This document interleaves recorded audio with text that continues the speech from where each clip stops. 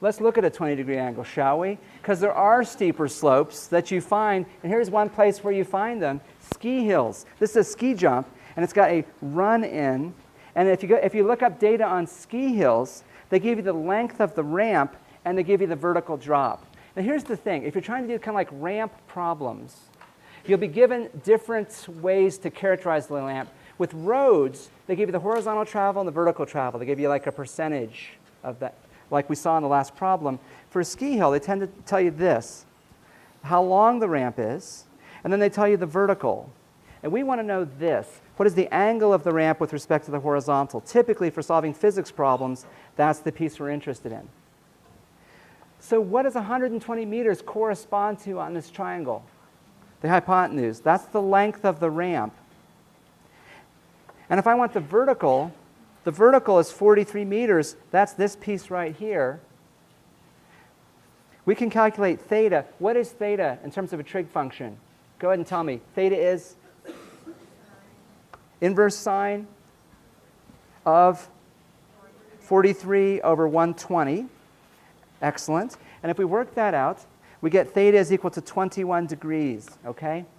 For a 21-degree angle, this side and that side won't be the same. And that's pretty steep. That's like if you're going down a slope that's 21 degrees, it's scary.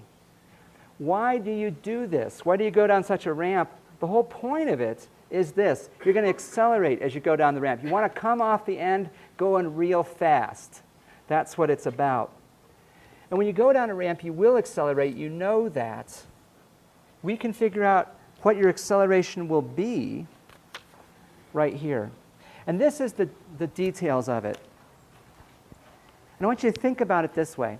If this ramp has an angle, theta, shown right here, and I have an object which is sliding down the ramp, we know it's going to accelerate. It's going to speed up as it's moving down the ramp. Now, it would like to just free fall, right? It would like to just go straight down at 9.8 meters per second squared, but it can't. It can't go this way. It can't go into the ramp. The ramp is like blocking its motion. So instead, it can only accelerate down here. And in fact, what we see is the acceleration down the ramp is a component of the free fall acceleration. This triangle right here is similar to this triangle right here. I've got the ramp and the angle theta with respect to the horizontal.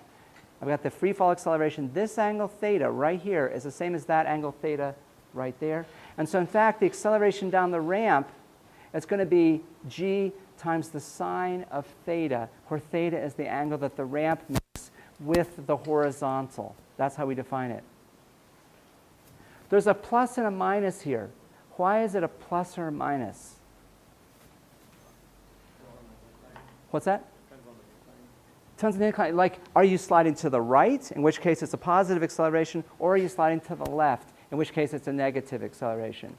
And I'm always going to draw my ramps that go to the right, like ski hills. Do they go right or left? Depends on which side you're standing on. So let's just stand on the side that makes it easy. I think that's going to work well for us. 120-meter ski jump ramp is inclined at 21 degrees. A, what is the maximum possible acceleration of a skier moving down the ramp? B, what is the maximum speed at the bottom? I don't want to work through both of these. These are the type of thing you're going to be doing for the homework. Okay?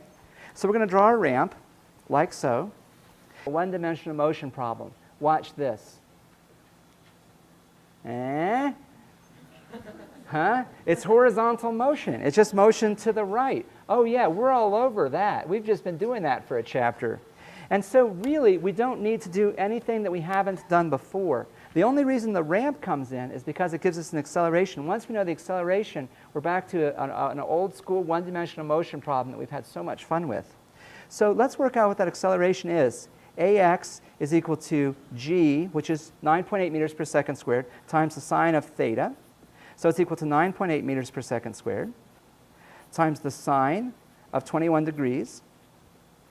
And so the horizontal acceleration, if we work that out, 3.5 meters per second squared, or about 0.34 g. That's enough to feel, you'll feel that. You'll feel that. And then the next part is, what's the maximum speed at the bottom? Here's how we solve that. It's a one-dimensional motion problem, so we rotate Oh, yeah. And then we got this. I have an object which starts here. It slides along and ends up over here. In the middle, it's accelerating at 3.5 meters per second squared. What's the initial position? 0. What's the final position? 120 meters. Excellent. So, and I'm going to use the x-axis for this because it's horizontal now. X is equal to 0 to x is equal to 120. What's the initial velocity? 0. What's the final velocity? Oh, that's what we're trying to find, right? That's what we're looking for. The final velocity. Oh, and then we have initial position, final position, initial velocity 0, final velocity, what is it? You did a lot of problems like this for the homework, right? This is the kind of problem you would solve using that equation that doesn't have time in it. The third equation in that good old table 2.4, yes, that's the one you're looking for. It's this, Vf squared is equal to Vi squared plus 2 times A times delta x. Initial velocity squared, 0. Acceleration, 3.5 meters per second squared. Delta x, 120. And if we work that out, we solve for the final velocity. We get a final velocity of 29 meters per second. 29 meters per second, 65 miles an hour. Oh, yeah. You're moving pretty fast when you come flying off the ramp. So, and actually, we can check ourselves, because we always want to know, do our numbers correspond to reality? We like to think that physics corresponds to the real world. And the actual speed that people come off this ramp with is 28 meters per second. Why is it less? Friction and air resistance. And what you want to do is you want to have you take efforts to minimize both of those. And you can see the skiers have done quite well. 28 meters per second is their actual speed. We've calculated a maximum speed of 29 meters per second. They're doing pretty well. That's pretty close to as good as you can do.